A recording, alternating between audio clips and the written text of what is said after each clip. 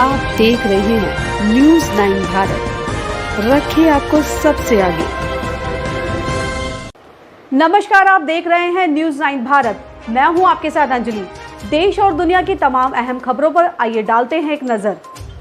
प्रख्यात फिल्म अभिनेत्री व पूर्व सांसद शबाना आजमी ने तीनों किसान बिल के पीएम की वापसी के ऐलान के बाद खुशी जाहिर की और किसान भाइयों को और बहनों को मुबारकबाद दी। वहीं कहा कि इससे उनको सभी को उत्साह मिला है। अगर इस प्रकार से शिद्दत से जन आंदोलन करते रहे तो उसमें कामयाबी मिल सकती है, क्योंकि कोई भी प्रजातंत्र में जो लोगों की आवाज़ है उसको सुनना जरूरी है।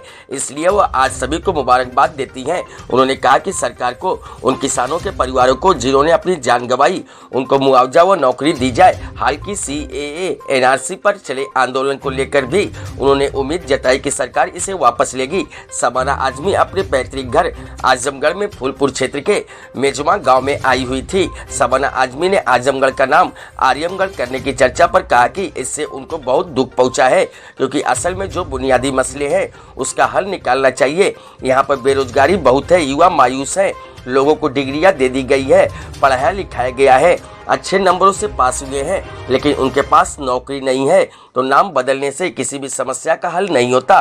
कहा कि उनके पिता कैफी आजमी के चलते आजमगढ़ देसी नहीं अंतर्राष्ट्रीय स्तर पर जाना जाता है।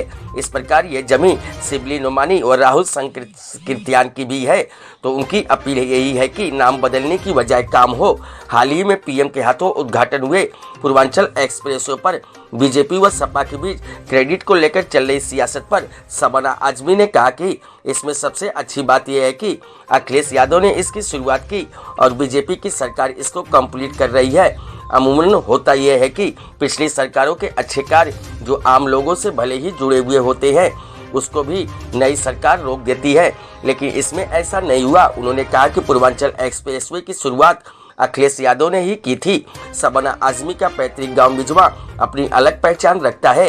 यहाँ पर बालिकाओं की शिक्षा के लिए Kaifi Azmi girls inter college और 4 दिन पहले ही यहाँ पर कंप्यूटर लैब का भी उन्होंने उद्घाटन किया था।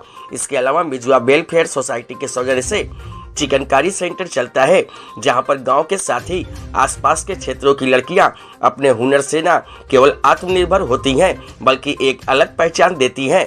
यहां के प्रोडक्ट देश विदेश में नामचीन कलाकारों के द्वारा इस्तेमाल किए जाते हैं। Bureau report Amit Kharwar.